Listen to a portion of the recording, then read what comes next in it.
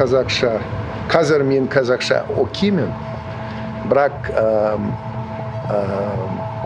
жақсы студент емеспін, себебі уақыт жоқ, жұмыс көп, бірақ мүмкін 2 жыл мен қазақша оқимын.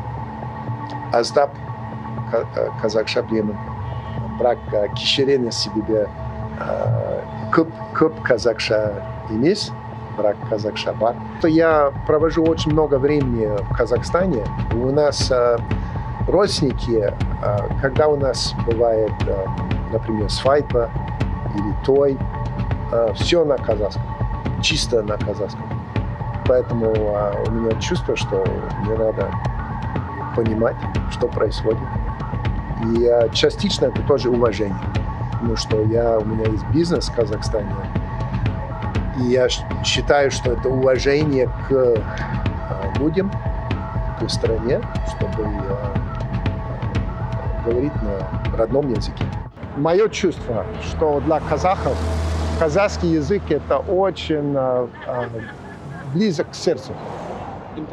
И это меняет отношения, когда можно говорить на этом языке. Например, русские, это полезно, что я говорю по-русски, но многие говорят по-русски.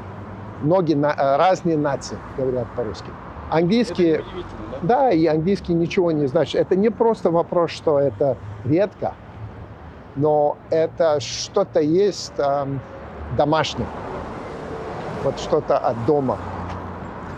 Да. Я вижу, как отношения меняются, когда можно перейти на казахский. Потому что в основном только казахи говорят на казахском.